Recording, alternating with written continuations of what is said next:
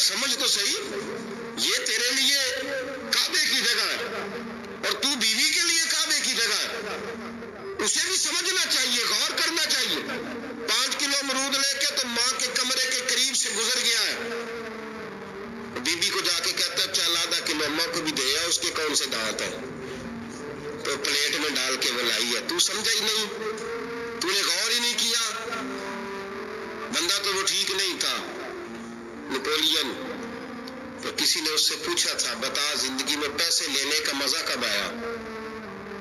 اس نے کہا کہ مجھے مزہ تب آتا تھا کہ میں اپنی ساری کمائی لا کے اپنی اماں کے ہاتھ پہ رکھتا تھا، اور پھر جب میں اپنی ماں سے تھوڑا تھوڑا خرچہ لیتا تھا نا، تھوڑا تھوڑا، توجہ ہے میری بات پہ؟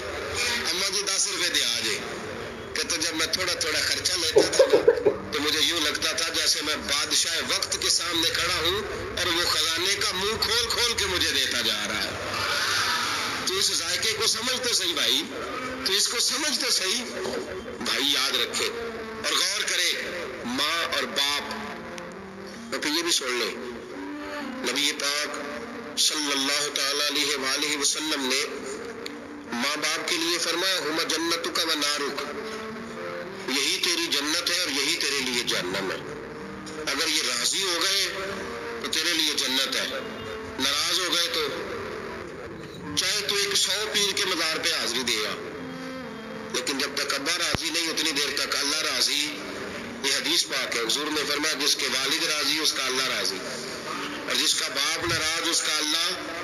ہاں بے شک، اب یہ حدیث ہے نا، تو سارے ولی ایک طرف بیٹھ جائیں، کہیں یا اللہ بخش دے مرید کو، لیکن اگر ابا کہے یا اللہ نہ معاف کرنا، تو اللہ ان اولیاء کی نہیں مانتا، والد کی مانتا ہے۔ اس لیے بلے شاہ آسمانی اڈ دیا پڑھنا ہے، جیڑا گھر بیٹھا انہوں پڑھیا ہی نہیں۔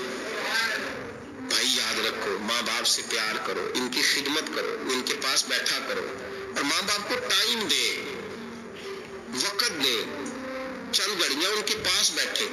اب یقین کریں ابا جی سے آپ مشورہ کر لیں، صرف مشورہ، مرضی بے شک اپنی کرے، لیکن اس مشورے میں آپ کو اتنا سایہ ملے گا کہ زندگی میں کبھی ناکامی نہیں ہوگی۔ اور اسی سجن دی مننی ابے دی نہیں مننی، تو پھٹے پہ جو نلائق ہماری طرح کا بیٹھا ہے اس سے مشورہ لینا ہے، والد سے نہیں لینا۔ باپ کے پاس بیٹھے اس سے مشورہ لو۔ میرے ابا جی کسان تھے، میں نے اپنی زندگی میں ڈھیروں چیزیں اپنے باپ سے سیکھی ہیں، درجنوں چیزیں سیکھی ہیں۔ میرے والد بڑے خوددار تھے، مزاج میں عجیب سی خودداری تھی۔ کوئی بندہ کبھی حال پوچھ لیتا تھا نا کہ حالات کس طرح کے ہیں، تو فرماتے تھے بھائی اگر بتانا ہوا تو اپنے اللہ کو بتاؤں گا۔ الحمدللہ بڑا فضل ہے، میں نے ان کے ہاتھوں پہ ہمیشہ چھالے دیکھے، ہمیشہ چھالے، لیکن ان کا ہاتھ کبھی کسی دنیا دار کے سامنے پھیلتا ہوا نہیں دیکھا۔ لوگ مجھے کہتے ہیں آپ کس پیر صاحب کے صاحبزادے ہیں، تو میں کہتا ہوں میں اس پیر کا صاحبزادہ ہوں جس نے محنت کر کے حلال کی کمائی کھائی ساری زندگی۔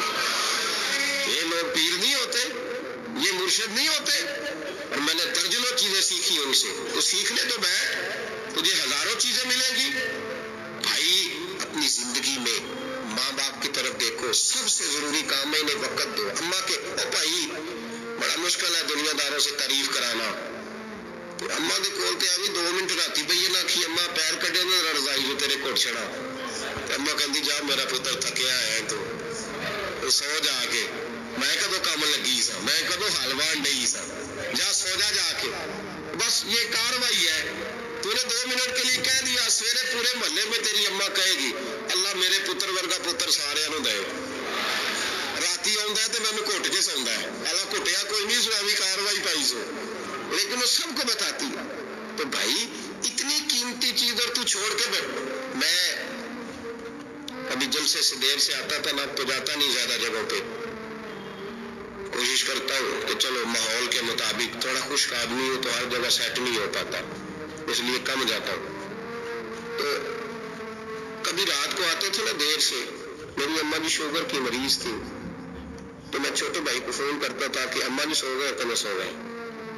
میں کہتا تھا کہ تو نہ اس طرح کر، نیچے آ جا، 2 بج گئے، وہ شوگر کی مریض ہے، آنکھ کھل جائے نا تو دوبارہ لگتی نہیں بزرگوں کی، تو تو دروازہ کھول دے، اندر دستک دی تو دقت ہوگی۔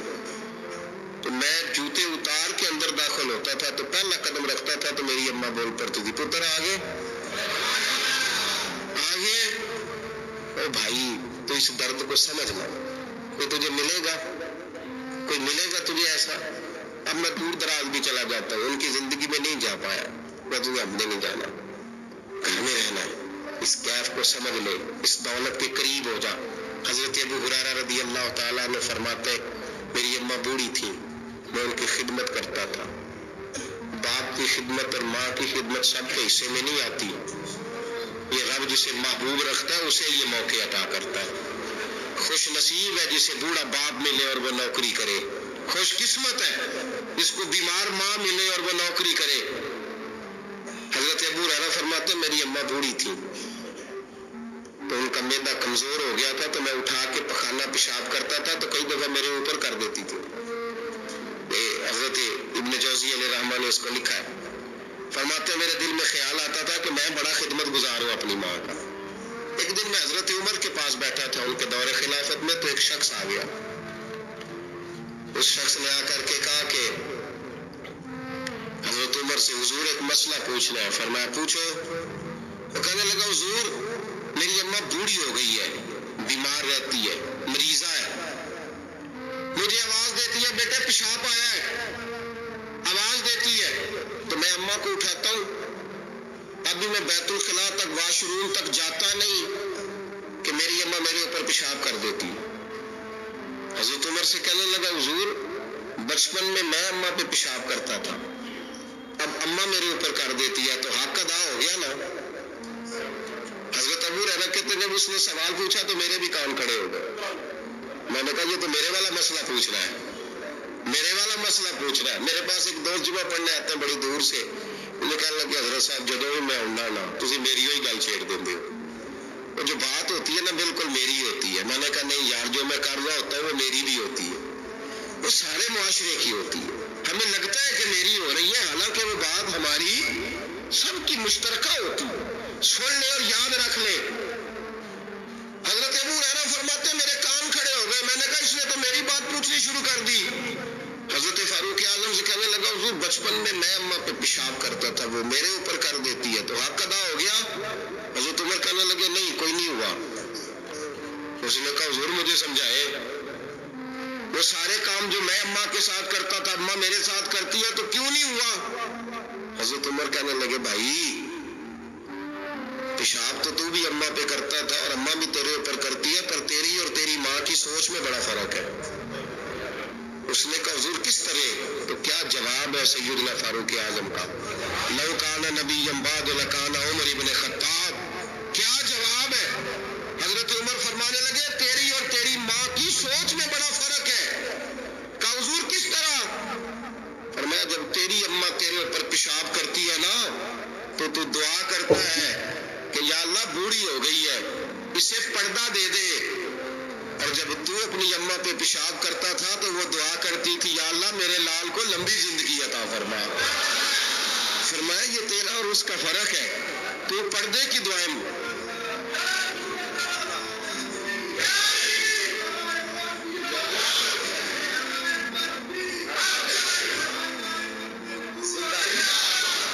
سنے عزیزوں، کہا جب تیری اور تیری ماں کی سوچ میں، اور نبی پاک صلی اللہ علیہ وسلم نے فرمایا ہے جتنے بھی گناہ انسان کرتا ہے نا اللہ کریم سزا کو روک دیتا ہے، قیامت میں سزا دے گا. جو ماں باپ کا نافرمان ہے نا اس کو دنیا میں بھی سزا ملے. جو ماں باپ کا نافرمان ہے اسے دنیا میں بھی. آپ یقین کریں بچے تھوڑا سا پڑ جاتے ہیں بیچارے تو ماں باپ سے کہتے ہیں ابا جی تسی پرانے دور دے تمہیں کی پتا ہو؟ تجھے پتہ ہی نہیں بھائی، تجھے خبر ہی نہیں، یہ پرانے دور کے نہیں، تو بیوقوفوں کے دور کا ہے. تو سمجھ یہ کوئی تعلیم ہے؟ اکبر الہآبادی نے کہا تھا ہم ایسی لاکھوں کتابیں قابل ضبطی سمجھتے ضبط کرنے کو دل کرتا ہے. ہم ایسی لاکھوں کتابیں قابل ضبطی سمجھتے جن کو پڑھ کے بیٹے باپ کو خبتی سمجھتے. باتیں کرنے والی ماں اور باپ اتنا بڑا درجہ ہے. اور بھائی سن لو اور اس بات کو یاد رکھنا، دنیا میں سیابی ہونے سے بڑی ولایت کوئی نہیں. سارے ولی غوث کتب ابدال مل کے بھی سیابی کے قدموں کی خاک تک کو نہیں پہنچ سکتے، لیکن حضرت اویس کرنی سیابی نہیں بن سکے صرف اپنی اماں کی وجہ سے. پیچھے رہے. محبوب نے فرمایا تو وہاں رہ کے ماں کی نوکری کر، تیرا نبی تجھ سے راضی ہے.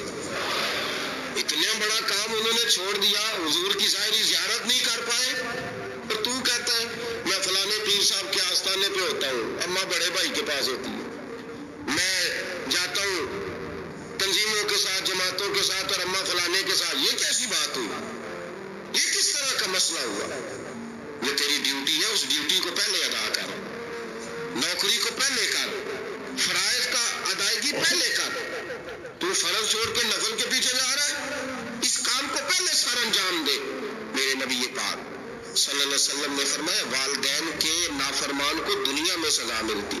حضرت مالک بن دینار رحمۃ اللہ تعالیٰ علیہ فرماتے مجھے اللہ نے 60 حج کرنے کی توفیق عطا فرمائی. کتنے؟ بول کے بتائیں.